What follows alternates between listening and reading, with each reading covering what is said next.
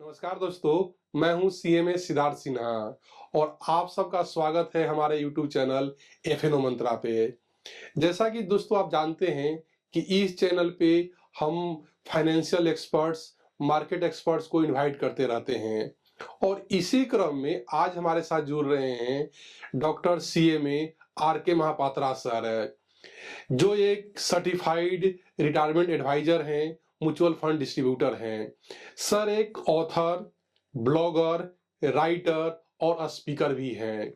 इससे पहले sir 34 years की सर्विस दे चुके हैं इरकॉन में as a GM finance.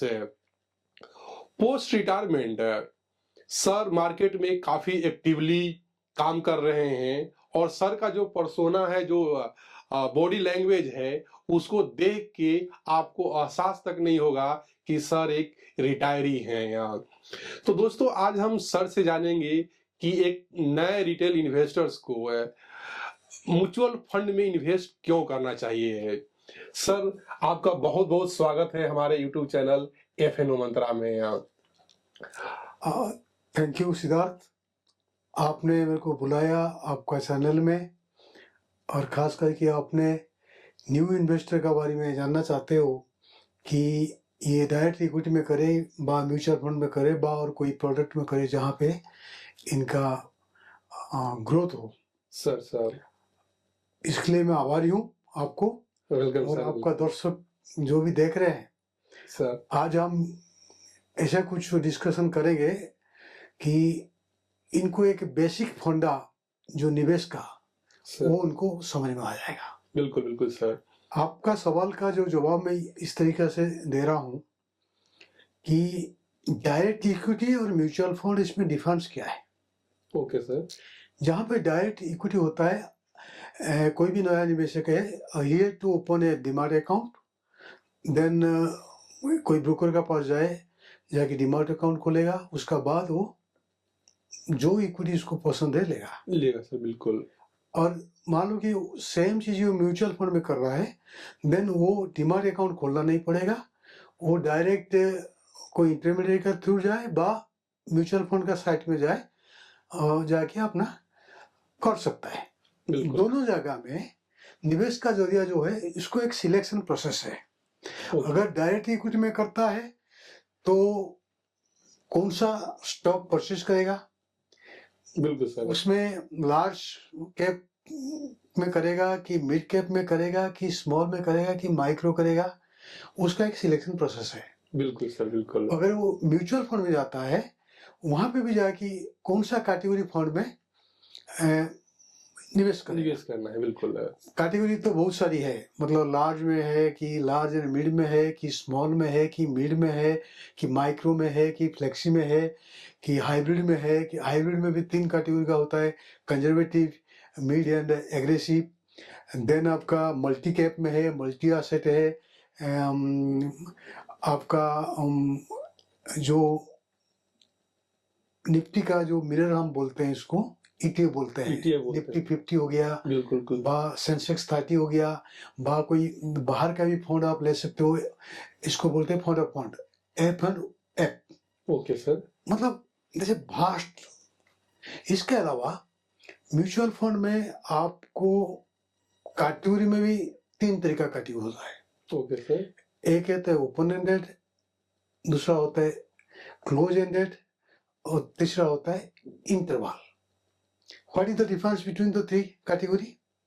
Open-ended, free entry, free exit. There is no entry, there is no exit. आज आप निवेश करो, कल निकल जाओ। Okay sir.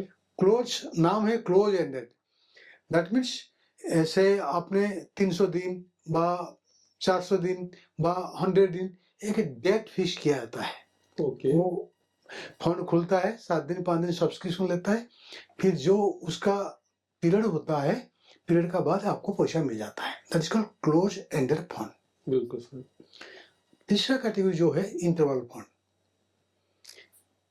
इससे फंड क्या होता है कि थोड़ी दिन के लिए खुलता है, फिर बंद हो जाता है, फिर बीच में खुलता है, बंद होता है, ये semi close ended fund. Okay, तो इसमें मतलब इंटरवल वाला जो होता है मतलब कि ओपन एंडेड रहता है या फिर दैट इज ओपन फॉर से फंड मैनेजर बोल रहा है कि भाई 1 तारीख से लेके 20 तारीख तक आप निवेश कर सकते हो। ओके। आप कर दिया, हाँ, 20 हाँ। तारीख के बाद फिर बंद हो जाती है, ओके, अगेन क्लोज हो गया, ओके, इसलिए इसको इंटरवल बोलते हैं। Okay, okay sir. फिर 6 महीने का बाद वो डेट देता है कि भाई मैं 1 महीने के लिए इसको मैं ओपन कर रहा हूँ, आप आ सकते हो, जा सकते हो। बिल्कुल, ठीक है, ओके। जहाँ पे फर्स्ट कैटेगरी मैंने बोला था ओपन एंडेड, ओपन एंडेड है। देयर इज नो रेस्ट्रिक्शन, आप आ जाओ, हम्म, कल जाओ, ओके, मतलब free entry and free exist. Where is in the interval, entry period is a limited time, exist period also limited time. जिस Okay. जब खोलता है तब एंट्री कर सकते हो, एग्जिट कर सकते हो। और क्लोज एंडेड में तो डिफाइंड है, आपने आपने सुना होगा 300 डेज ये है, क्लोज एंडेड है। हाँ ओके, क्लोज एंडेड। तो आपने आज एंट्री किया, 300 डेज का बाद आपको रिडीम हो जाएगा, ओके, ये दैट इज कैटेगरी। बिल्कुल बिल्कुल सर। लेकिन जो इक्विटी में करते हैं, इक्विटी ये आपका जो मार्केट खुलता है 5 दिन का होता है, छुट्टी पिट्टी होता है तो 1 दिन बंद हो जाता है, अदरवाइज हफ्ते में 5 दिन ट्रेडिंग होता है। जी। 9 बजे से लेके 9 बजे ओपन होता है, 9:15 में ट्रेडिंग स्टार्ट होता है और 3:30 में बंद हो जाता बंद हो जाता है, बिल्कुल है। Sir. During this period market volatility होता है कि अप होता है, डाउन होता है, that is up to you, आप कौन सा शेयर परचेज करना चाहते हो।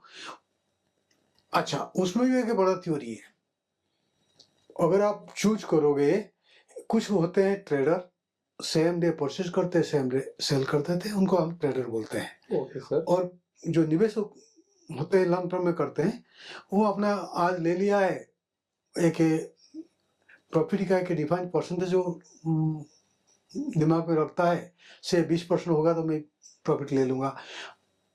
अगर ये मान लो कि आज आपने निवेश किया है, 3 दिन में 20% हो गया है, ओके, तो आपने प्रॉफिट ले लिया, जी, then you are subject to capital gain tax. Capital gain tax दो कैटेगरी का होता है। अगर 12 महीने से पहले आपने लिया है तो आप शॉर्ट टर्म कैपिटल गेन देना पड़ेगा, दैट इज 20% राइट नाउ, जो पहले 15% था। अगर 12 महीने का बाद आप सेल करते हो, देन यू हैव टू पे long term capital gain, that is 12.5%, तो अर्लियर 10%। बिल्कुल। ये तो हो गया आपका टैक्स स्ट्रक्चर। अब कौन सा स्टॉक में आप लेंगे और कौन सा स्टॉक में नहीं लेंगे, then again it is a very broad term, there is a sector, sector को आपको डिफाइन करना है, इकोनॉमी देखना है, ट्रेड देखना है, मार्केट देखना है, देन आपको चॉइस करना है। सेक्टर में से फॉर एग्जांपल मैं आप बोलता हूँ, आप बैंकिंग में जा रहे हो, इंफ्रा में जा रहे हो, ऑयल एंड गैस में जा रहे हो, एफएनसी में जा रहे हो, है फास्ट मूविंग कंज्यूमर, बा आप इसमें जा रहे हो जो कुछ स्टॉक ऐसा होता है, सेक्टर ऐसा होता है जो आजकल मोदी जी कर रहे हैं, इलेक्ट्रिकल का जो एनर्जी सेक्टर होता है, जी सर, सेमीकंडक्टर हो गया, सेमीकंडक्टर हो गया, ये हो गया, पावर स्टोरेज, पावर।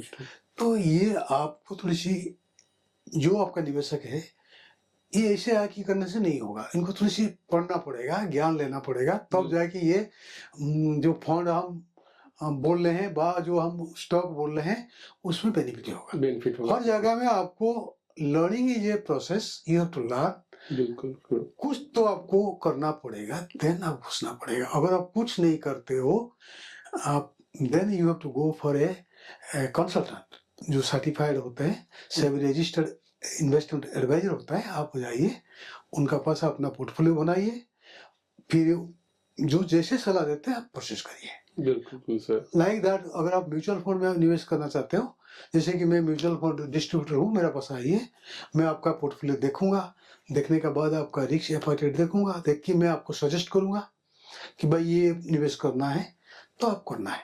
अगर आप खुद करना चाहते हो देन आप खुद कर सकते हो, लेकिन आपको प्रॉब्लम क्या होगा, कब आपको कौन सा सेक्टर चलेगा, कौन सा डाउन होगा, कब सेल करना है, कब परचेज करना है, $1 million क्वेश्चन। बिल्कुल, सारा मेहनत आपको करना पड़ेगा, बिल्कुल। मैं समझता हूँ कि जो नया निवेशक के लिए जो मैंने समझाया, इनको काम में आएगा। बिल्कुल बिल्कुल है। और इज देयर एनी क्वेश्चन? या सर, फ्रेंड्स एक्चुअली सर कई किताबों के लेखक हैं। जैसे एक सर का एक बुक है रिटायरमेंट प्लानिंग, सेकंड है इन्वेस्टमेंट रिस्क एंड ग्रोथ है, थर्ड बुक है सही निवेश से अमीर बने, एक चौथा बुक है दोस्तों mutual fund a powerful investor avenue for individual है। और दोस्तों सर का एक रिलेशनशिप पे भी बुक है। इस बुक का नाम है relationship a मोटले of love trust and emotions है। दोस्तों ये सारे बुक्स आपको अमेजन पे इजीली मिल जाएंगे, आप चाहे तो इन बुक्स को पढ़ सकते हैं। सर जैसा कि हमने इस वीडियो को शुरुआत में हमने कहा था कि एक नए रिटेल ट्रेडर को म्यूचुअल फंड में क्यों इन्वेस्ट करना चाहिए, जवाब आपने दिया। तो दूसरा क्वेश्चन ये हो सकता है सर कि एक रिटेल इन्वेस्टर है वो कौन से म्यूचुअल फंड को सिलेक्ट करें, क्योंकि यदि उसको पता ही नहीं है कि हम कौन से म्यूचुअल फंड को सिलेक्ट करें तो बहुत दिक्कत होती है नए इन्वेस्टर्स को। तो सर इस पे कुछ लाइट डालना चाहेंगे क्या कि कैसे म्यूचुअल फंड को सिलेक्ट किया जाए, कौन कौन से पॉइंट को कंसीडर किया जाए एक म्यूचुअल फंड में इन्वेस्ट करने से पहले? या देखो, अगर कोई नया निवेशक है वो म्यूचुअल फंड में करना चाहता है, कुछ क्राइटेरिया जो है ना, वो क्राइटेरिया को उसको देखना चाहिए। बिल्कुल क्राइटेरिया क्या हो सकता है? फर्स्ट तो objective of the fund, fund का ऑब्जेक्टिव क्या है। Okay sir. ये जो फंड इशू होता है, नया फंड आता है, एक ऑब्जेक्टिव बना जाता है।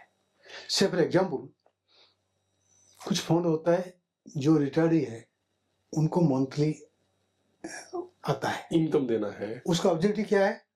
रिटायर को मंथली इनकम देना है। इनकम देना। Okay sir. हाँ। और कुछ फंड होता है वो बोलता है कि मैं लॉन्ग टर्म में आपको ग्रोथ करके दूंगा, वेल्थ जनरेशन सर। ठीक है। ओके। और कुछ फंड है वो सेक्टरल फंड होता है, वो उनका ये होता है कि भाई जो सेक्टर सदियों से चली आ रही है आगे चलेगा, बैंकिंग सेक्टर। बिल्कुल बिल्कुल सर। हाँ हाँ। और इनका भी ग्रोथ ऑब्जेक्टिव होता है और पेमेंट भी होता है। Okay sir.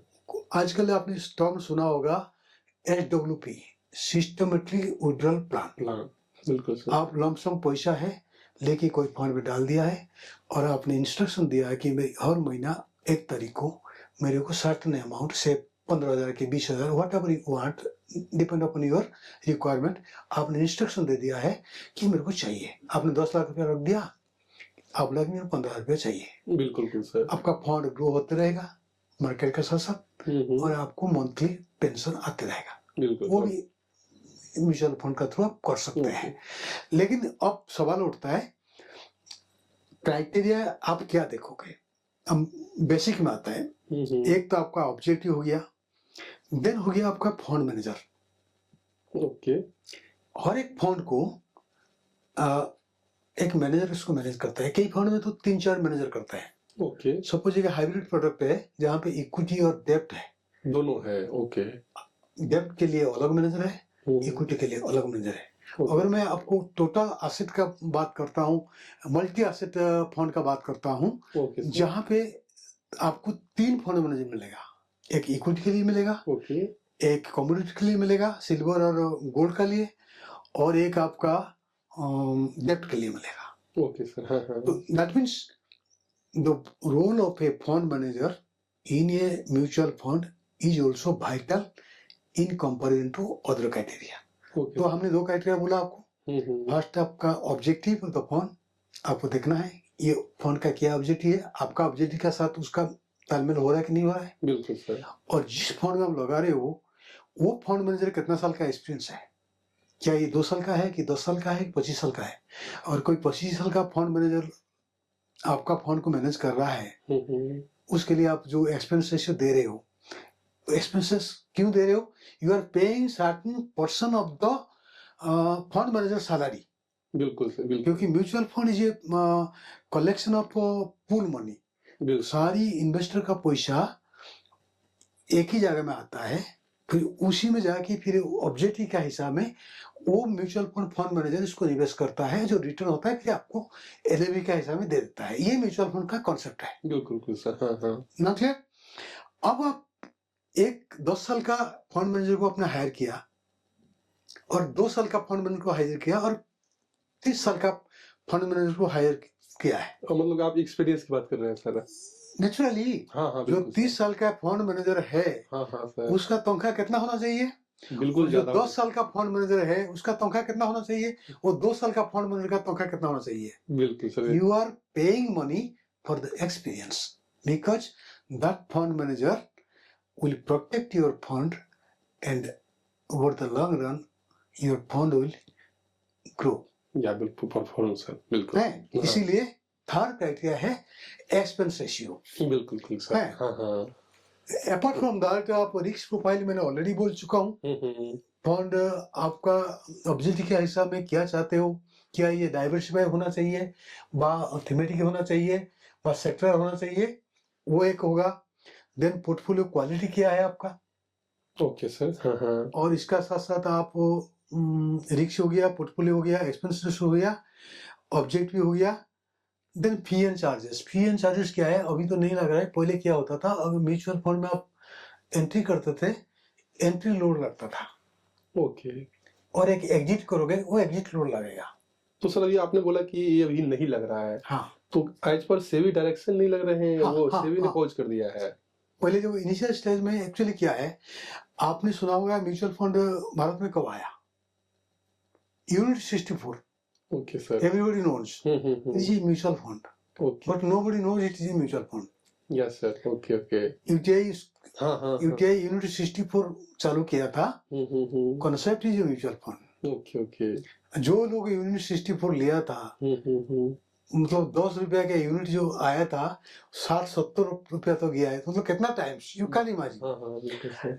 ये पहले यूटीआई ने फर्स्ट एएमसी था, ओके। बाद में आज का डेट में 130 एएमसी है, ओके। और there are lot of funds है। बिल्कुल कैटेगरी बहुत है जिनमें पहले ऑलरेडी बोल दिया है। तो इसीलिए आपको भी ये देखना पड़ेगा, प्लस कई बार आपको देखना पड़ेगा consistency of return. Okay. What is the consistency of return? जो फंड में आप निवेश कर रहे हैं ये 10 साल से क्या दे रहा है, ओके। 5 साल से क्या दे रहा है? मतलब कि 10 साल का एवरेज, 5 साल का एवरेज कितना नो दिया नॉट है? एवरेज। ये म्यूचुअल फंड क्या करता है, ओनली 1 साल का जो रिटर्न होता है एब्सोल्यूट रिटर्न होता है, ओके। और 1 साल का बाद जो रिटर्न आता है ये कंपाउंड हो जाता है। ओके। हाँ, ठीक है। ठीक है। मतलब 10 साल का मैं क्या बोलता हूँ कि 10 साल में ये 15% दे रहा है, that means compounding. Okay. Every year दे रहा 15% दे रहा है। ओके अगर मैं बोलता हूँ 5 साल में 12% दे रहा है, दैट मीन्स एवरी ईयर 12% आपका कंपाउंड होता है। आज 100 रुपया लगाया, नेक्स्ट 112 हो जाएगा, 112 के ऊपर 12 हो जाएगा, दिस इज कंपाउंडिंग। बिल्कुल सर। तो जो क्राइटेरिया आपका होना चाहिए, consistency of return, diversify fund, consistency return, experience fund manager, objectives, expense ratio. Another criteria होना चाहिए आपका AUM. Okay sir. asset under management. Okay sir. से फॉर एग्जांपल मैं लार्ज कैप फंड का एक एग्जांपल देता हूँ। आज का डेट में मार्केट में 34 लार्ज कैप फंड है। Okay sir. Out of the 34 large cap fund, 10 fund house का एयूएम जो है मोर देन 10,000 करोड़। मतलब सर आप बोल रहे हैं कि 10 ही ऐसे एएमसी हैं हाँ, जिनका एओम 10,000 से ऊपर है, 10,000 करोड़ से ऊपर है। ऊपर है। बाकी जो है, जो आपने बताया था 100 के ऊपर जो है, वो सब 10,000 करोड़ से नीचे के हैं। ओके। अब मान लो कि सेम लार्ज कैप का प्रैक्टिकल एग्जांपल दे रहा हूँ। यहाँ पे मैं जो बोल रहा हूँ मैं एक एग्जांपल कर दे रहा हूँ, मैं कोई फंड का रिकमेंड नहीं कर रहा हूँ, नहीं करे सर। मैं बेच नहीं रहा हूँ।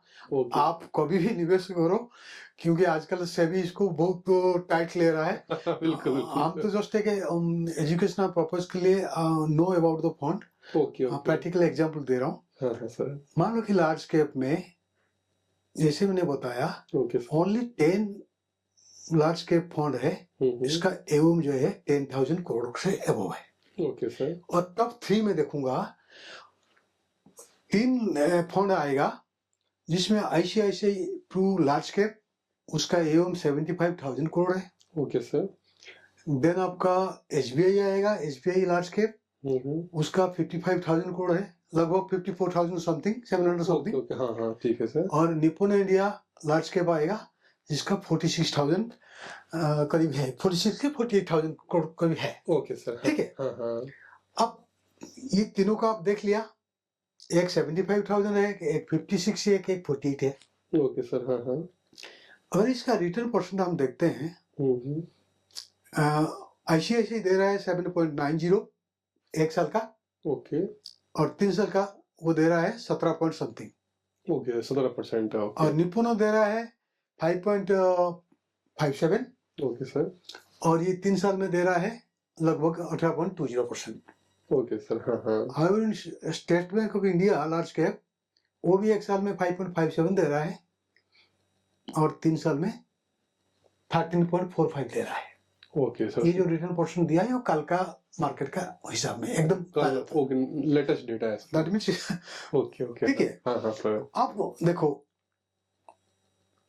कैपिटल जो एओएम है आईसीआईसी का ज्यादा है, वो 3 साल में दे रहा है 17%। ओके एसबीआई का जो है वो सेकंड है, वो दे रहा है 13%, है गैप ऑफ 4%। ओके, हाँ 4% गैप है, हाँ हाँ। अगर हम थर्ड लोएस्ट वाला को जाते हैं, निपुणों को जाता है, वो दे रहा है सबसे ज्यादा दे रहा है 8.20। Okay sir. आप जो भी देखते हो कभी, क्योंकि ये जो एक साल का जो रिटर्न होता है ये एक सही मापदंड नहीं होता है। बिल्कुल सर, एक साल का पोर्टफोलियो। अगर आप 3 साल ले लो हाँ या हाँ, 5 साल ले लो, 5 साल का, हाँ बिल्कुल। हमने 3 साल के लिया है, इस हिसाब में आपका निपुणों जो है ज्यादा रिटर्न दे रहा है। सर। अगर हम इसको 10 साल का लेते हैं, ये 3 फंड का, ओके, 3 फंड क्यों, मैं 10 फंड का जो बोला था आपको, हाँ हाँ, every fund has delivering more than 12% return over the period of 10 years. सारे मतलब कि 12% से ऊपर ही दे रहे हैं, कोई मतलब 12.5 दे रहा है, कोई 12.67 ओके। दे रहा है, कोई 13 दे रहा है, कोई 14 दे रहा है, like that. Okay sir, okay. तो इसका मतलब ये हो गया, ओवर द लॉन्ग रन अगर आप लार्ज कैप में निवेश करते हो, गलती से ये 10 से कहीं भी फंड में आप कर दिया है, फिर भी आप 12% रिटर्न कमा के जा रहे हो। बिल्कुल बिल्कुल सर, हाँ। ओके, अगर हमारा क्राइटेरिया के हिसाब में आप करते हो, मैं तो बोलूंगा ये टॉप 3 से आप एक ले लो। लेट अस सी, ये टॉप 3 जो फंड है इनका तो एओएम हमने बता दिया। बिल्कुल सर। इसका जो रैंकिंग होता है, स्टार रैंकिंग होता है, वो क्या है? Okay sir. Top 1 and top 3, okay, ये both are 5 star ranking. That means ICICI and Nippon दोनों है 5 star. 5 star, okay okay. Although SBI जो टॉप सेकंड में है, इसका रेटिंग 3 स्टार है। तो सर इसी में फॉलो क्वेश्चन मैं पूछना चाहूंगा कि इसे जो स्टार मिलते हैं तो इसको कुछ कंसीडर करते जो जो हाउसेज इनको देते होंगे जो स्टार। हाउस, जैसे कि मैंने बोला कि आप फंड सिलेक्शन करने में 7-8 क्राइटेरिया रखिए, हाँ हाँ, लाइक दैट। जो रेटिंग एजेंसी है हाँ, उन्होंने के सेटेड नॉर्म्स होता है, उसको देख के वो मेरा कहने का मतलब, सपोज आपको मेरे को कोई कंपेयर कर रहा है, थर्ड पार्टी कर रहा है, उसका एक नॉर्म है, वो नॉर्म में आप क्या फिट हो रहा है, मैं क्या मैं क्या फिट फिट हो रहा रहा हूँ, हाँ हूँ। बिल्कुल। आप मान लो कि आईसीआईसी हो, मैं निपुण हो, आप 5 स्टार में आ रहे हो, मैं भी 5 स्टार में आ रहा हूँ। अगर मैं एसबीआई हूँ तो मैं 3 स्टार में आ रहा हूँ, आप 5 स्टार में आ रहे हो। बिल्कुल बिल्कुल सर। तो ये थर्ड पार्टी का जो रेटिंग हम ले रहे हैं बहुत सही करते हैं। आप मनी स्टार भी करता है, ये क्राइसिस भी करता है, क्राइसिस भी करता है, और आपको ये जो दिल्ली में हमारा है, क्या नाम उनका, रेटिंग एजेंसी, वो भी करता है। बहुत सारे लोग रहे, आप 2-3 का रेटिंग देखिए, ओके ओके, आपका क्या आ रहा है, आप खुद देखिए, ये सब करिए।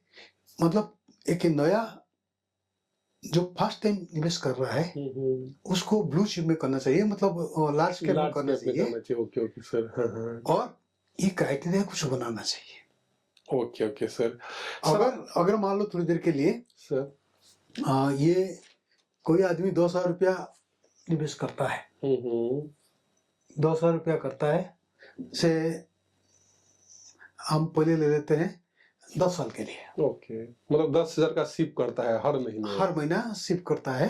ओके, 10,000 तो साल में कितना दिया? 1,20,000। हाँ बिल्कुल 10 साल में कितना दिया?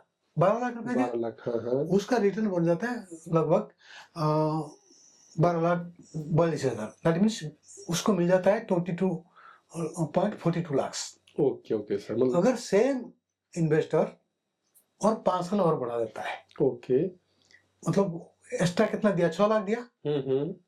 10 साल में और 12 लाख दिया, 5 साल में और 6 लाख देगा, 6 लाख तो भी निवेश कितना किया, 18 लाख किया। हम्म। वो सेम 12% अज्यूम करते हैं, उसका जो कॉर्पस बन जाता है नियर अबाउट 48 लाख, 48 करोड़, 48 लाख बन जाता है। ओके ओके सर, हाँ दैट मीन्स पहले कितना था, 42 था, 48 हो गया, तो मतलब डबल हो जाता डबल हो गया, ऑलमोस्ट डबल हो है। गया। और इसको और 5 साल बढ़ा दो, उसे आप 20 साल कर देते हो, तो आप 24 लाख निवेश करते हो, आपका रिटर्न बनता है 68 लाख, और टोटल बन जाता है corpus near about 92। Okay okay sir, मतलब 1 करोड़ का कॉर्पस लगभग बन जाता है और थोड़ी होते हैं। बिल्कुल बिल्कुल सर। तो ये म्यूचुअल फंड है कि इसमें कोई ये नहीं है लॉन्ग रन में आपका कॉर्पस बनेगा, और इतना रिस्क नहीं है, मार्केट गिरता भी है, जैसे कि आप मिड कैप में रखे हो, स्मॉल कैप में रखे हो और लार्ज में रखे हो। Okay okay sir.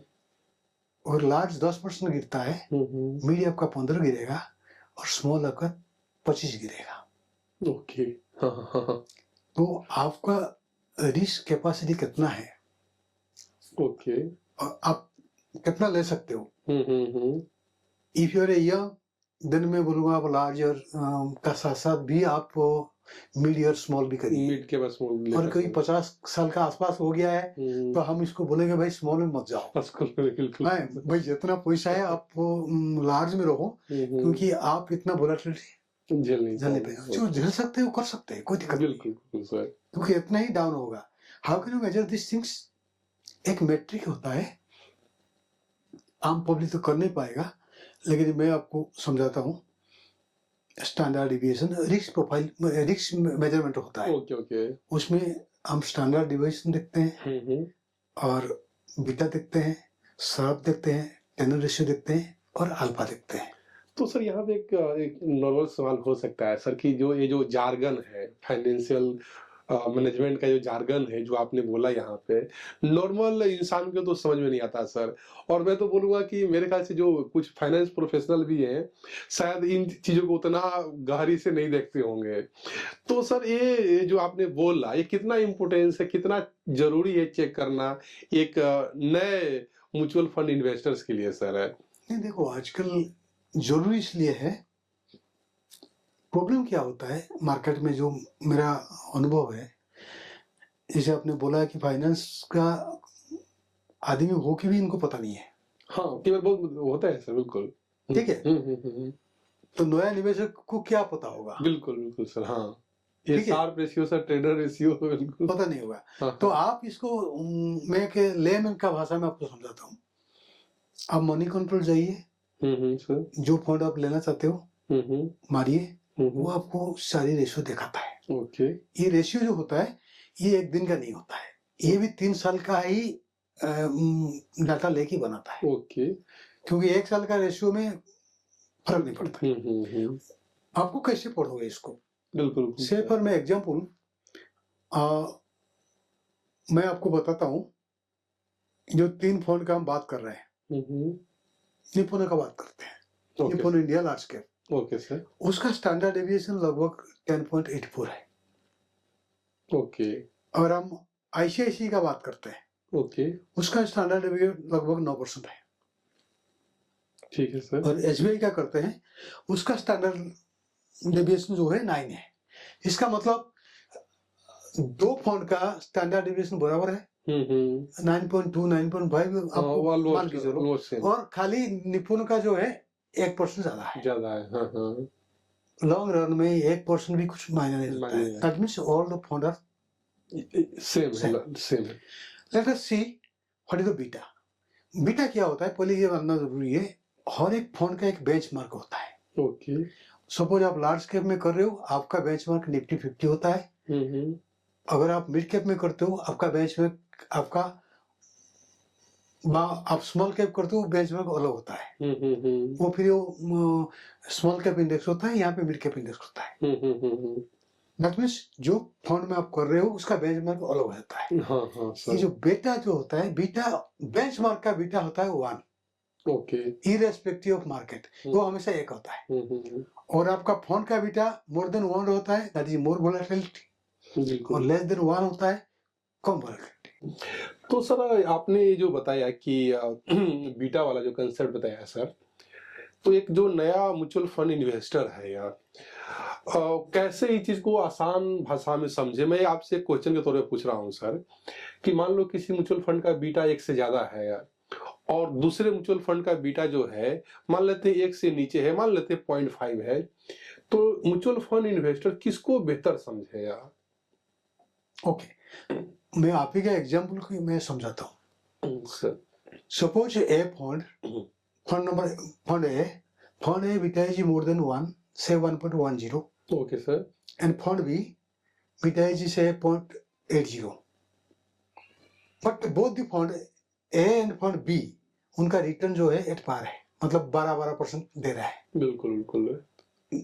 You choose कि जो मोर देन 1 है उधर ज्यादा रिस्की है। अगर मार्केट गिरता है आपका फंड 10% से ज्यादा गिरेगा, 10% ज्यादा गिरेगा। हाँ। 1.1 है, दैट इज लगभग 10% का एक्स्ट्रा है। बिल्कुल बिल्कुल सर। हाँ हाँ। और जिसका 0.80 है उसका फंड कम गिरेगा।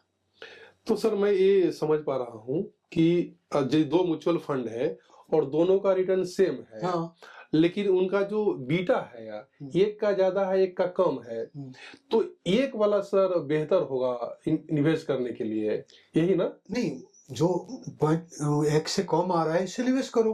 हाँ, आपका लेस वोलेटिलिटी हो गया, आपको रिटर्न तो 12 मिल रहा है। 12 मिल रहा है। हाँ हाँ। वहाँ 1.1 में करोगे, अगर मार्केट गिरेगा वो आपको 10% नीचे ले आएगा, और ये आपका 8 कम आएगा। ये कम आएगा सर। बिल्कुल बिल्कुल। ठीक है। हाँ हाँ। अच्छा, I forget to mention that, जो नॉर्मल स्टैंडर्ड डिवीजन का बात कर रहे थे, इसको आप कैसे पढ़ोगे?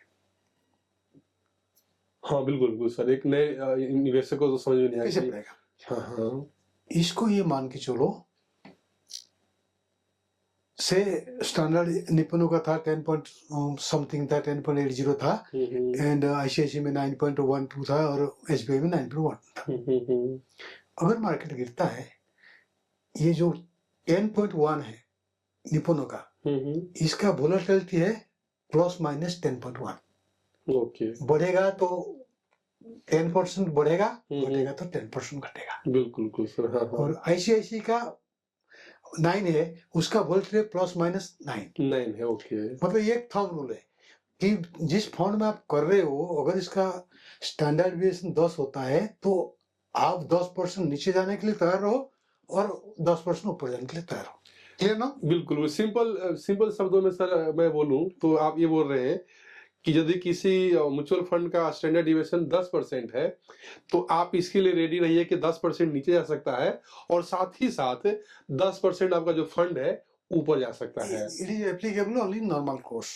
Okay okay sir. इन abnormal से आपका 2008 का लेमन का केस हुआ, वो एप्लीकेबल नहीं है। अच्छा, उसमें एक कैसे होगा? मतलब हाँ, abnormal बिल्कुल, केस में तो हर जगह में होता ही नहीं वो है, तो कुछ ही समय हो वो जाएगा, सारी मैट्रिक फेल हो जाता है। सारे मैट्रिक्स फेल हो जाएगा। है कोविड में आया, बिल्कुल। कोविड में आपने 2 दिन में 3 दिन में क्या देखा, आपने 4 दिन में क्या देखा है? अब फिर यू टर्न कर दिया, आपको पता नहीं चला, जो कि ऑल ओवर वर्ल्ड में हर जगह में आप 1 साल तो झेलते रहे कि इंडिया यू टर्न कर गया। बिल्कुल बिल्कुल सर। है। हाँ हाँ। उस टाइम मैंने एक आर्टिकल लिखा था, यू टर्न का बीजेपी का, मैंने बोला था कि ये कर लेगा, क्योंकि हमारा इंडिया में जो है, हमारा कोविड इतना इफेक्ट नहीं कर पाया, क्योंकि हमारा इम्यूनिटी इतना स्ट्रॉन्ग था कि हम इसको झेल लिए, तो इसीलिए हमारा मार्केट कंजम्पशन जो है हमारा ठीक ठाक रहा, बिल्कुल लाइक दैट। और थर्ड जो है आपका रिस्क मेजर में शार्प रेशियो। Okay sir. हाँ हाँ। शार्प और टेनर, ये 2 रेशियो जो है, इसको आप इस तरीके से समझो, risk adjusted income. Okay sir. हाँ हाँ। What is the risk adjusted income? Government bond का रिटर्न कितना है? 7-8%। 7-8%। हाँ सर। अगर आपने फंड में आईआर 10% किया, 10 माइनस गवर्नमेंट बॉन्ड का मैं करके डिवाइडेड बाय स्टैंडर्ड डिविएशन करता हूँ, ये आपका शार्प रेशियो आ गया। Okay sir. हाँ हाँ। अगर ये पॉजिटिव होता है दैट इज बेटर, और नेगेटिव होता है ये फंड बेटर नहीं है आपके लिए। Okay okay. क्लियर हाँ हाँ, बिल्कुल बिल्कुल सर। इसका ऑपोजिट में टेनर में है, हम्म, IRR minus beta divided, sorry IRR minus government return divided by beta. Okay okay, हाँ, कैलकुलेशन क्लियर? हम्म, वो भी पॉजिटिव भी होता है तो ठीक है, नेगेटिव होता तो ओके होते। ओके देन आता है जॉनसन अल्फा।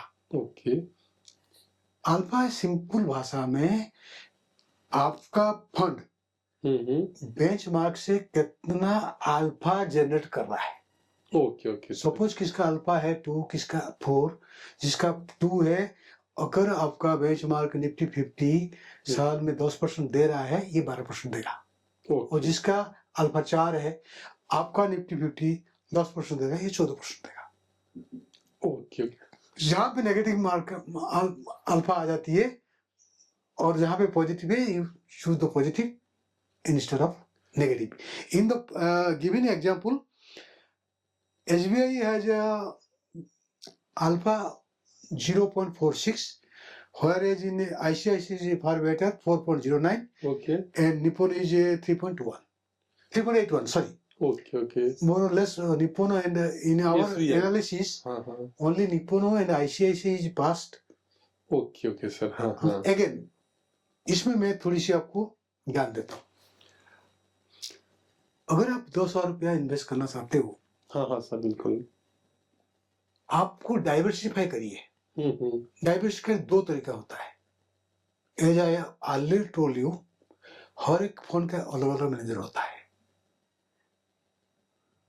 आपने बोला कि सर मैं तो लार्ज में कर दूंगा, हाइब्रिड में कर दूंगा, और इसमें कर दूंगा, किसमें कर दूंगा, मिड कैप में कर दूंगा। ओके सर, आपने किया सारी तीनों के फंड और SBI से ले लिया।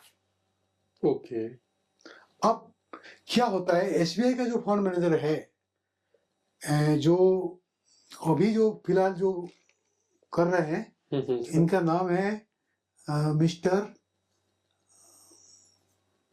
पंत साहब है, सौरभ पंत साहब। ये ओके 5 फंड मैनेज करता है। ओके, आपने सारी फंड उसके ले लिया, ओके, हाँ हाँ, दैट मींस एक ही फंड मैनेजर आपका तीनों को तीनों कैटेगरी का फंड मैनेज कर रहा है। बिल्कुल बिल्कुल सर, हाँ हाँ, आई डोंट नो ये कितना कर रहे हैं, और 5 देख रहे हैं।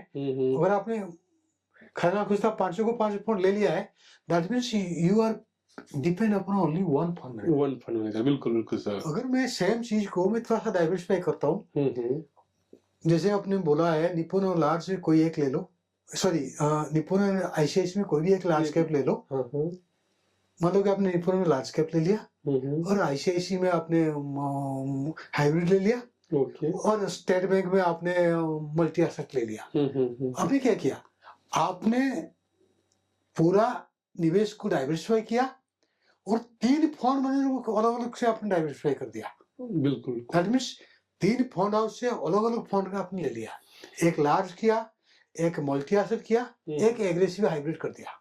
ओके ओके सर, ICICI में आपने एग्रेसिव हाइब्रिड किया जहां पे इक्विटी और डेप्ट आया, 65% इक्विटी 35% डेप्ट, और SBI में मल्टी एसेट लिया है जहां पे 50% इक्विटी, 40% डेप्ट और 10% कमोडिटी, और निपुण में पूरा को पूरा आपने इक्विटी ले लिया लार्ज कैप। ओके, आपने इस तरीके से डाइवर्सिफाई कर दिया। बिल्कुल, तो ये भी आपको एक बार कर सकते हैं देखना है सर। लेकिन अभी अभी जो नया जो ट्रेंड चल रहा है सर, जी खास करके इस ट्रेंड में मैं जिस ट्रेंड की बात कर रहा हूँ, इन्फ्लुएंसर का काफी योगदान है, कंट्रीब्यूशन है। लोग इंस्पायर कर रहे हैं डायरेक्ट इक्विटी पार्टिसिपेशन पे, और ये ट्रेंड्स देखने को भी मिल रहा है सर कि पार्टिकुलरली कोरोना के बाद से जो देश में जो नंबर ऑफ डीमेट अकाउंट्स है वो काफी तेजी से बढ़ रहे हैं। हालांकि पिछला जो सेबी का सर्कुलर आया था जिसकी वजह से डेरिवेटिव ट्रेडिंग को कम किया गया, उसके बाद थोड़ी सी धीमी देखी गई है।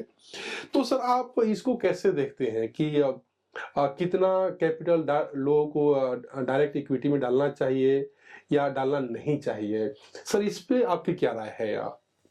देखो, जो आपने बताया कि कोरोना का बाद ये जो फ्लड आया है, सर मैं इसको इस तरीके से समझाता हूँ। कोरोना का बाद जो इक्विटी मार्केट में हमको रिटर्न मिला है, ये नॉर्मल नहीं है, this is abnormal return. Okay sir. क्यों? जब rest of the world growth negative चल रहा था, सर हमारा पॉजिटिव ग्रोथ था ओके और गवर्नमेंट इसको जो वैक्सीनेशन किया हम्म इसमें इंडियन में इतना प्रॉब्लम नहीं आया। ओके हम 2 महीना लॉकडाउन का बाद, लगभग 1.5-2 महीने का लॉकडाउन का बाद फिर हमने अपना शार्पली रिकवर किया। किया है, क्योंकि कारोबार चालू है। हमारा लॉस कहाँ हुआ? जो अनऑर्गेनाइज सेक्टर है, जहाँ पे लोग एम्प्लॉयमेंट क्रिएट होता है, वहाँ हमारा लॉस हुआ।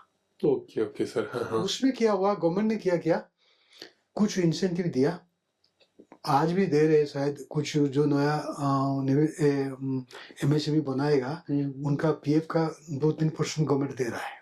ओके मतलब गवर्नमेंट आपसे काटेगा 12%, गवर्नमेंट देगा 12%, लाइक दैट। हाँ बिल्कुल सर। ये जो गवर्नमेंट ने किया, जो रिफॉर्म किया है, ये रिफॉर्म के चलते हम लोग आया। उसका साथ साथ क्या हुआ, कुछ उसमें स्पेकुलेशन भी हुआ। एक रिफॉर्म हुआ, एक स्पेकुलेशन हुआ, FI का पैसा जबरदस्त आया। घर में बैठे हुए जो नौजवान युवक है, जो मैं बोला है कि अनऑर्गेनाइज सेक्टर में बा ऑर्गेनाइज सेक्टर में 3 महीना 6 महीने तक उनका नौकरी चला गया। बिल्कुल। You are a brainy person, आपका नौकरी चला गया, आप घर में बैठ गए। रिफॉर्म का साथ साथ जियो ने फ्री इंटरनेट सेवा दिया। ओके सर बिल्कुल। हाँ हाँ लोगों को मिल गया फ्री इंटरनेट। और AI का माध्यम में कुछ प्लेटफॉर्म घर में बैठे बैठे KYC हो गया। Okay sir. As a result क्या हुआ, मतलब भारत के लिए चारों तरफ में पॉजिटिव सिग्नल आया। ओके एक रिफॉर्म,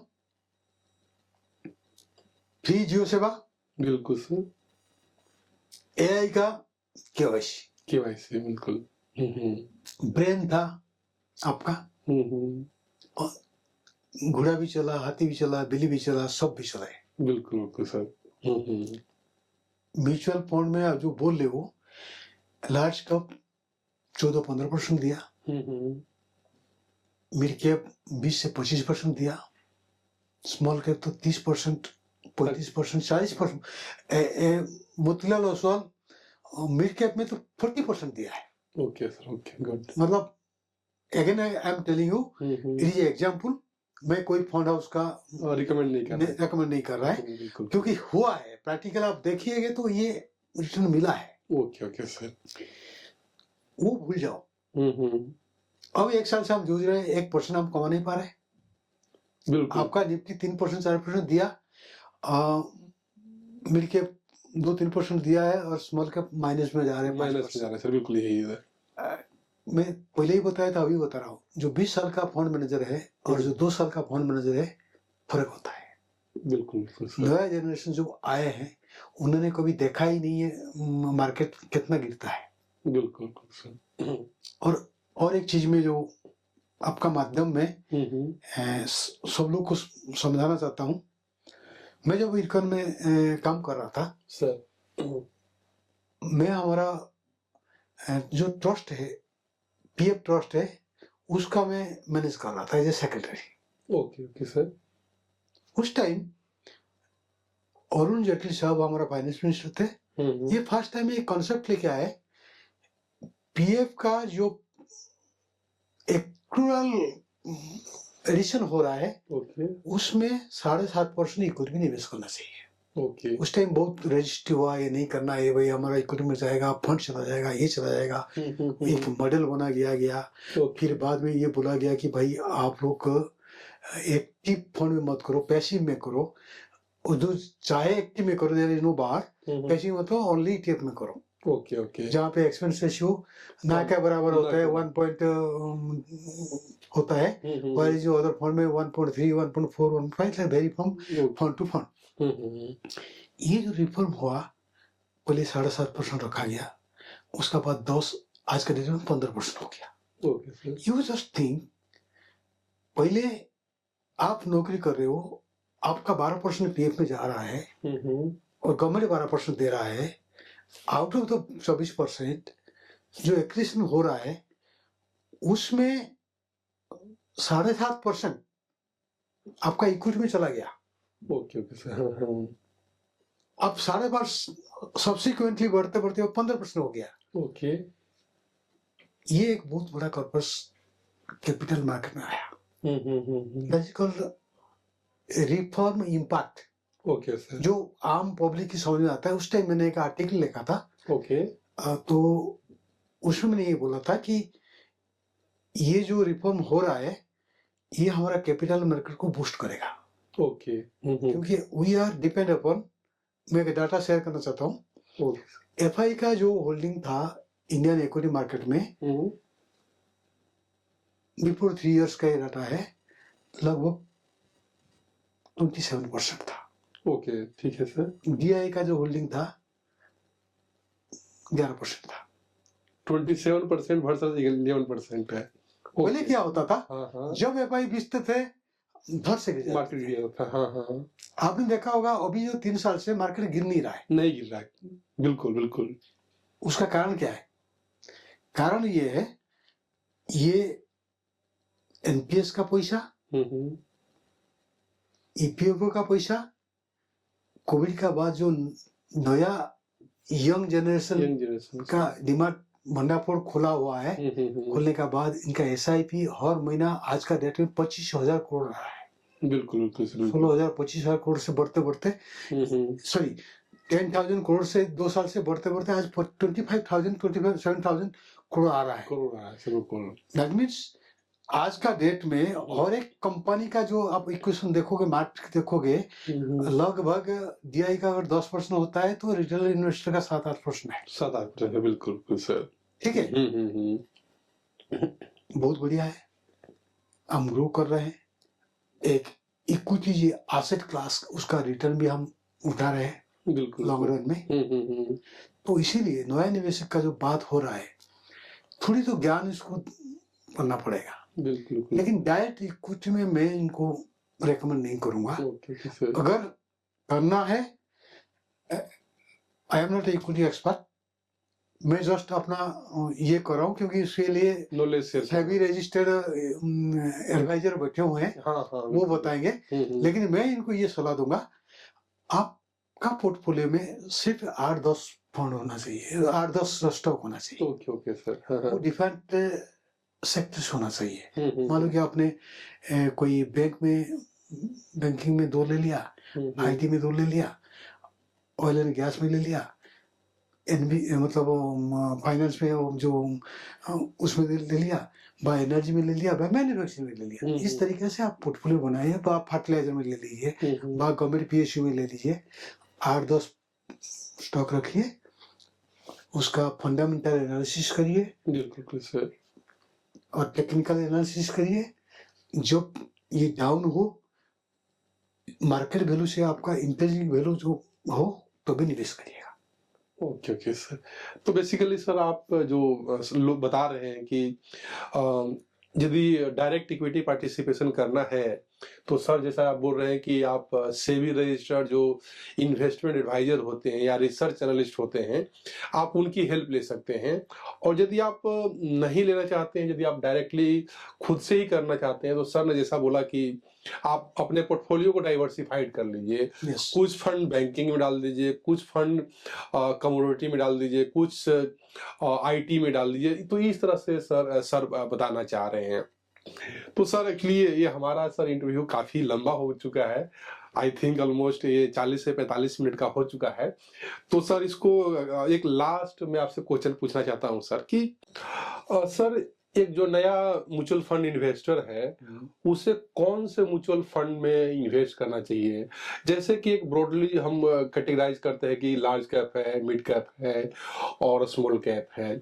इसके फर्दर मैं देखता हूं कि बहुत सारे फंड का नाम होता है जिसमें जो निवेशक हो जाते हैं कंफ्यूज हो जाते हैं। तो सर इस पे कुछ लाइट डालना चाहेंगे regarding the types of mutual funds? हाँ जी सर। ओके, मैं तो फर्स्ट आपको ये बताऊंगा sir Already I have already told कि open-ended mutual fund, close-ended and interval.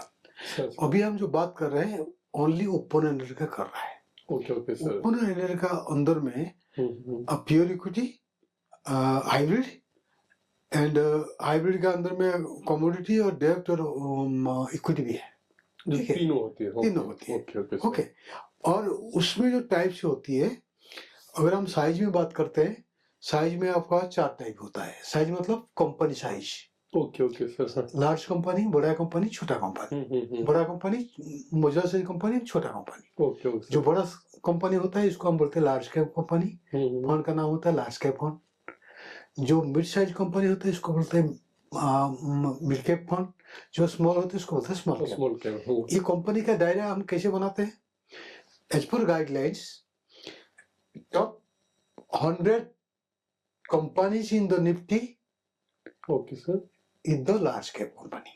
Okay Then the rest 150 company is the mid size company. Okay और बाद बाकी सारी स्मॉल साइज कंपनी। क्लियर? ये सारे या सर ओनली जो साइज का हिसाब में टॉप 100 जो है large cap, then 150 company the mid cap, then बाद बाकी स्मॉल एंड माइक्रो कैप। जब हम कंपनी का टाइप्स प्योर इक्विटी में बात करते हैं, large cap company large cap fund बोलते हैं, then large and mid fund बोलते हैं, देन मिड फंड बोलते हैं, मिड कैप फंड बोलते हैं, देन स्मॉल कैप फंड बोलते हैं। ये 4 कैटेगरी हो गया आपका प्योर इक्विटी में। प्योर इक्विटी में okay large cap fund, large and mid cap fund, then mid cap fund and small cap fund. Okay okay आजकल कुछ माइक्रो होता है, स्पेसिफिकली वो आता नहीं है, माइक्रो फंड नहीं है, वो मिड का स्मॉल का अंदर में आता है। ओके ओके सर अगर इसको हम थोड़ी सी हाइब्रिड कैटेगरी में जाते हैं, हाइब्रिड में आप 3 तरीके का हाइब्रिड मिलेगा आपको, conservative, balanced and aggressive. Okay sir जो कंजर्वेटिव होता है उसका कॉम्बिनेशन होता है, डेब्ट होता है 85%, ओके इक्विटी होता है 15%। Okay conservative hybrid. और जो बैलेंस होता है 65% आपका इक्विटी होता है, 35% डेब्ट होता है।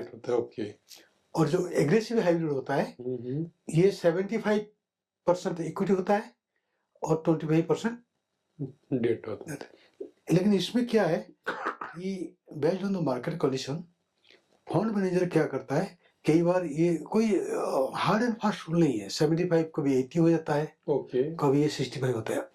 अगर बाय डेफिनेशन अगर कोई फंड में 65% इक्विटी होल्डिंग होता है, ये आपका इक्विटी फंड कहलाता है in terms of capital gain. Okay okay अगर 75% से नीचे हो जाती है इक्विटी का होल्डिंग, देन ये डेब्ट कैटेगरी में चला जाएगा, उसका कैपिटल गेन का परिभाषा अलग हो जाती है। ओके ओके तो most of the fund houses क्या करते हैं, they are keep 65% equity and balance जो 35% है, इसमें अपना डेब्ट और ट्रेजरी बिल रखते हैं। अच्छा, ये हाइब्रिड का बात कर रहा हूँ। हाँ ओके क्लियर? जहाँ पे 75% है तो प्योर इक्विटी हो ही गया है, एग्रेसिव हाइब्रिड हो गया है। और जो कंजर्वेटिव है वो डेब्ट फंड ही है, आपका जो टैक्सेस में आएगा नॉर्मल रेट में आएगा। ओके ओके क्लियर ना?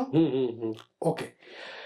अपार्ट फ्रॉम दैट, इक्विटी में आपको 2 फंड मिलेगा, एक बोलते हैं फ्लेक्सी कैप, एक बोलते हैं मल्टी कैप।